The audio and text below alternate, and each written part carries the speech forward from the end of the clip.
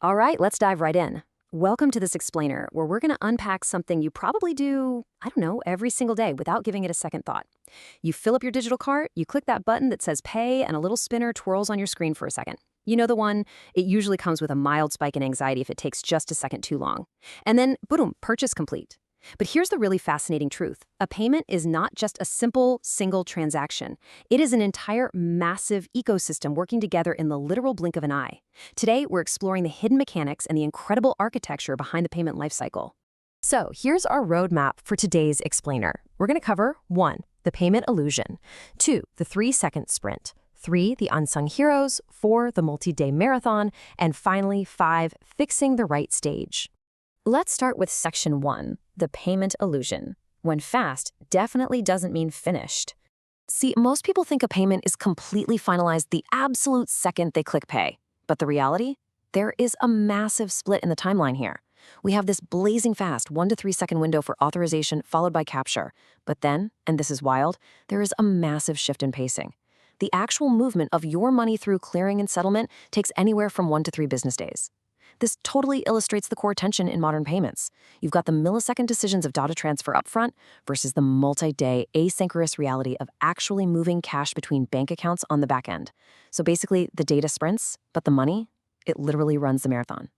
To really grasp this illusion of instant money, we have to talk about the authorization hold. Think of it kind of like making a reservation at a highly exclusive restaurant. When you call and hold that table, the restaurant guarantees your spot. That table is yours. But holding the table doesn't mean you've eaten your meal, and it definitely doesn't mean you've paid for it yet. An authorization hold is exactly the same thing. The issuing bank just puts a temporary freeze on your funds to verify the money actually exists. But zero actual cash has moved yet. Actually, scratch that. It's really just a promise at this stage. Let's break it down like this. If authorization is simply checking to see if your financial bucket has enough water in it, and then putting a tight lid on it so no one else can take it, then capture is the entirely separate process of actually scooping that water out. Capture is the merchant signaling their real intent to claim those held funds before the temporary hold expires. Because if they don't capture it in time, well, the lid comes right back off and those funds are released back to you.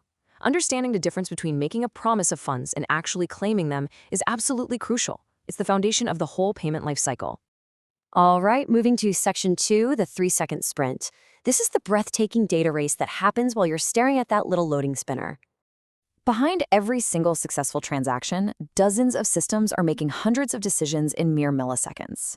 Let's trace the journey of just one data packet. You, the customer, hit pay. Instantly, your data hits the payment gateway, which securely captures it. Next, payment orchestration steps in to find the absolute fastest, most efficient processing path. It zips the data to the acquirer, who passes it all the way up to the massive card networks. We're talking Visa, Mastercard, Amex. They then route it to your specific issuer bank. The bank checks your balance, says, yep, looks good, and sends that authorization all the way back down the exact same chain to the merchant.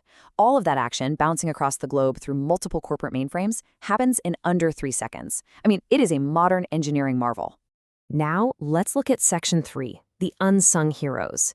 Because, as you can imagine, moving raw financial data across the globe at light speed is incredibly dangerous if you don't have the right protection. Let's pause that fast-paced data transmission for just a second and ask a highly stressful, hypothetical question.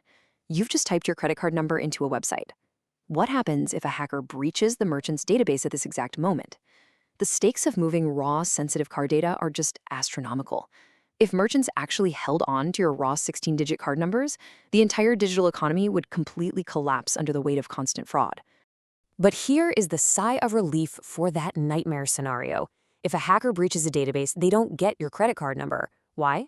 Because the exact moment your raw card data hits the payment gateway, it gets instantly swapped out for a harmless, totally randomized string of characters.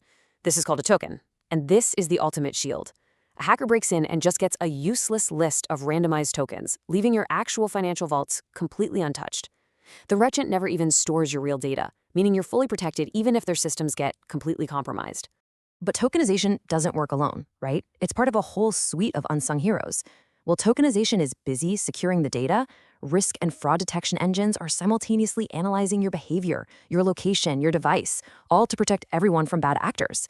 And at the exact same time, smart routing is analyzing network traffic to make sure your transaction doesn't just get dropped. It improves approval rates and reduces costs for the merchant. These hidden layers safely optimize that 3-second sprint long before a single cent of real money actually moves. Which brings us to section 4, the multi-day marathon. We've got our authorization, we've secured the data, but now we have to actually move the cash. This is where we ground all these theoretical steps into real-world stakes. Notice how the duration drastically shifts from seconds to days. After capture signals the intent to take the money, we enter clearing. And listen, this isn't real time anymore. This is a slow, asynchronous batch process. Throughout the day, transactions just build up in these massive digital piles at the merchant's end. Then, usually around midnight, these huge batches are shipped off to the network. If the files are corrupted or don't match, you get an out-of-balance batch failure. Finally, we hit settlement, which takes 1 to 3 business days. This is the heavy lifting, where banks literally transfer the actual physical cash to the merchant payout accounts. Failures here are serious. We're talking liquidity or compliance holds. The data sprint is well and truly over. We are now in the marathon of making the merchant whole. And finally, section 5, fixing the right stage.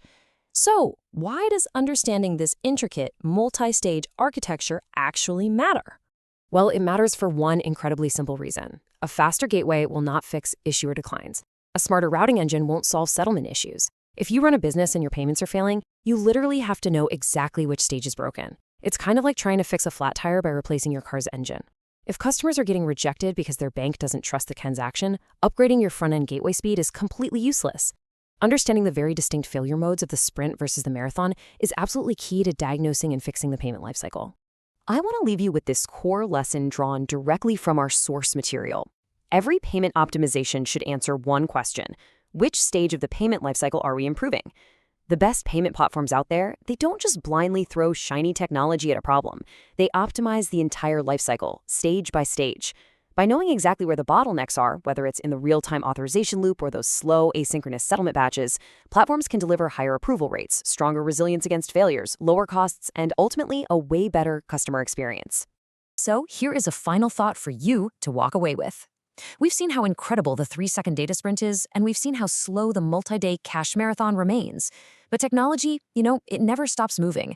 If we can securely authorize a global payment across a dozen complex systems in 3 seconds today, what is the architecture of completely instant, real-time settlement going to look like tomorrow? Imagine a world where the sprint and the marathon happen at the exact same time. It's coming for sure, and understanding today's architecture is the only way to build tomorrow's. Thanks for joining me on this explainer. Keep asking questions, and I'll catch you next time.